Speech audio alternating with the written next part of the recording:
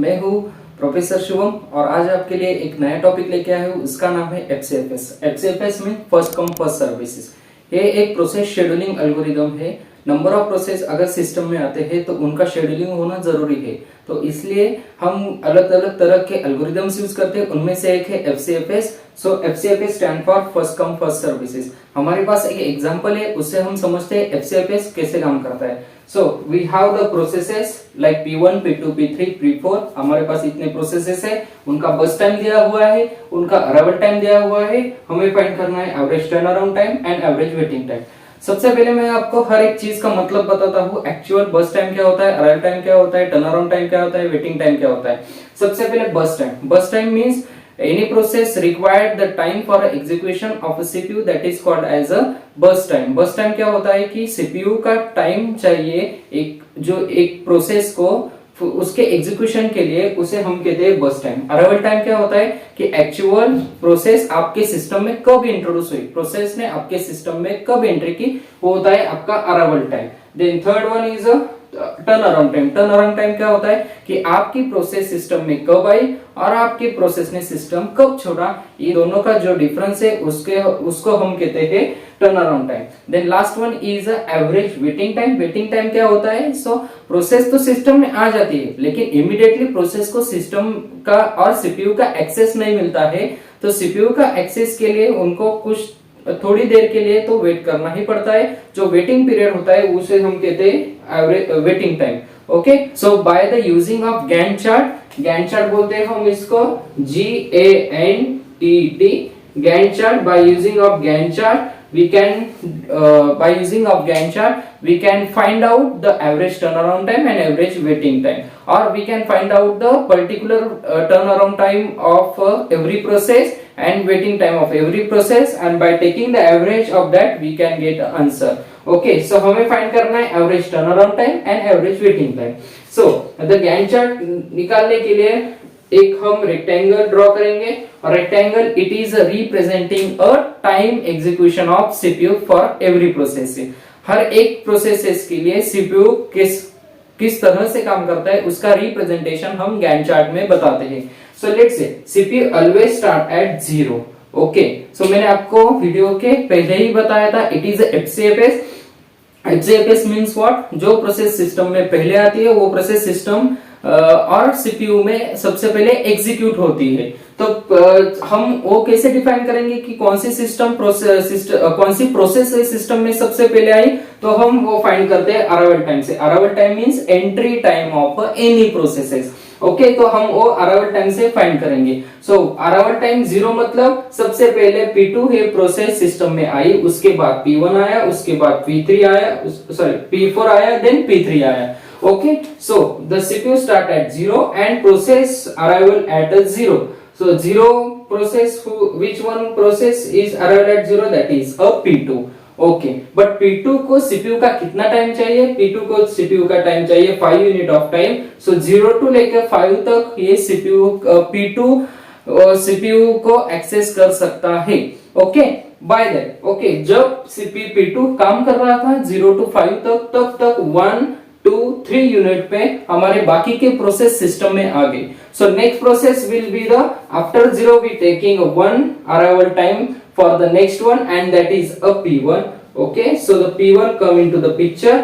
सो P1 को चाहिए 3 unit of time, तो 3 यूनिट टाइम अगर P1 को चाहिए, लेकिन P1 को CPU मिल रहा है 5 time at the time of 5, then 5 plus this 3 is equals to the 8। Again next process is a P4।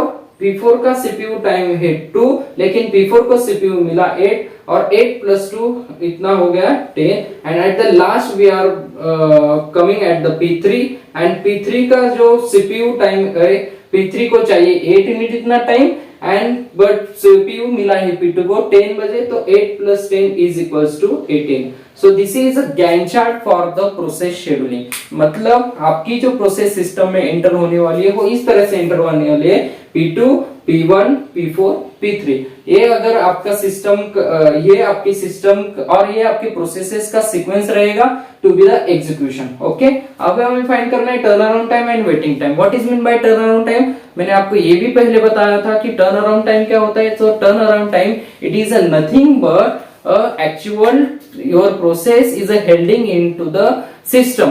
मतलब जो उसका एंट्री टाइम और उसका एग्जिट टाइम के बीच का जो टाइम होता है उसे हम टर्न अराउंड टाइम होते हैं। सो एंट्री टाइम हमें, हमारे पास है सब arrival time, okay, that is the entry point of particular process, but which one is the exit that we will find by the Gantt chart। so जी ये हर एक processes का right side का जो time होता है वो इंडिकेट करता है exit point of a process, और हर एक प्रोसेस का लेफ्ट साइड वाला टाइम जो होता है वो इंडिकेट करता है entry point of a CPU, not a entry point into the system, entry point into the CPU. ये entry point into the CPU होता है लेफ्ट साइड वाला, और राइट साइड वाला होता है कि उसने सीपीयू कब छोड़ा है। ओके, सो लेट्स से P1, P2, P3, P4 का आप भी फाइंड कर सकते हैं, और P2, P1, P4, P3 का भी फाइंड कर सकते हैं। आपको जो चाहिए वो सीक्वेंस आप वहां पे ले सकते हैं।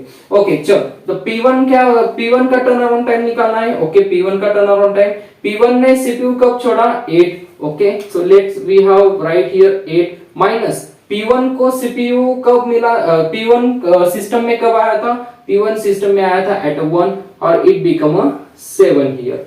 ओके, अगेन P2 ने सिस्टम कब छोड़ा? 5। ओके, 5 में सिस्टम छोड़ा, लेकिन P2 सिस्टम में कब आया था? At 0। Okay, 0 it will become 5 here. Okay, P3 ने सिस्टम कब छोड़ा था? 18। ओके, 18, बट P3 सिस्टम में आया कब था? तो अराइवल टाइम से निकाल सकते हैं हम, वो है 3, it will become 15 here. Okay, next P4 ने सिस्टम कब छोड़ा था? Eight 10। Okay, and P4 system में आया कब था? At 2। Okay, so it will become 8। Okay, now we find here a turn around time for each process. हमने turn around time हर एक प्रोसेस के लिए फाइंड किया है। अब हमें फाइंड करना है waiting time. So waiting time क्या होता है? एक्चुअल वेटिंग टाइम कंसेप्ट ये होती है कि आपकी प्रोसेस सिस्टम में तो आ जाती है, लेकिन इमीडिएटली आपके प्रोसेस को सिस्टम मतलब सीपीयू का एक्सेस नहीं मिलता है। Process has to be wait for some time, और जो वेटिंग टाइम होता है उसे हम कहते हैं वेटिंग टाइम। मतलब P1 को कुछ समय तक रहना पड़ेगा, क्योंकि other processes are executing by the CPU, तब तक P1, P2 और हर एक को वेटिंग करना पड़ेगा। तो ओके, तो वेटिंग टाइम हम कैसे निकालते हैं? जो लेफ्ट साइड वाला टाइम होता है हर एक प्रोसेस का, लेफ्ट साइड वाला टाइम वो सीपीयू का एक्चुअल गेटिंग टाइम होता है। मतलब P2 को 0 पे सीपीयू मिला था, P1 को 5 पे सीपीयू मिला था, P4 को 8 पे सीपीयू मिला था, P3 को 10 पे सीपीयू मिला था। तो इससे हम क्या फाइंड कर सकते हैं कि वेट, हर एक प्रोसेस ने कितने देर तक वेट किए कि उसे सीपीयू मिलना चाहिए। ओके, चलो P1 का फाइंड करेंगे। तो P1 को सीपीयू मिला था एट 5। ओके, P1 को सीपीयू मिला था एट 5, बट P1 आया कब था सिस्टम में? एट 1, बिकॉज 1 से लेकर 5 तक उन्होंने वेट किया है, इसलिए 4 यूनिट ऑफ टाइम उसको वेट करना पड़ा to get a CPU. Again next वाला P2 को सीपीयू मिला था 0, बट P2 आया कब था? 0, और इट्स इक्वल टू द 0। अब यहाँ पे आप देख सकते हैं कि 0 आया है P2 को, बिकॉज जब भी सीपीयू सिस्टम चालू होता है 0 पे, इमीडिएटली P2 को सीपीयू का एक्सेस मिला था, इसलिए P2 को किसी भी तरह का वेट नहीं करना पड़ा, तो वो वेटिंग टाइम P2 का 0 आ गया। ओके, चलो P3 को सीपीयू कब मिला था? 10। ओके, 10, बट तो आया कब था P3 सिस्टम में आया था 3। Okay, it will become 7। Okay, now P4 को सिस्टम सीपीयू कब मिला था? P4 को मिला था 8 बजे, और P4 सिस्टम में आया कब था? 2। Okay, so it will become 6। Now we have to find the average turn around time and average waiting time. Just you have to make a summation of this, मतलब आप ये सब को जोड़ना है और उसे डिवाइड करना है नंबर ऑफ प्रोसेस से। सो 7 plus 5 plus 15 plus 8, so divided by number of process is equals to 4, और इसका आंसर आ जाता है 8.75 इतना। ओके, आप ये वेरीफाई कर सकते हो by calculation. 7 plus 5 plus 15 plus 8 is divided by 4, ये आ गया आपका एवरेज टर्न अराउंड टाइम।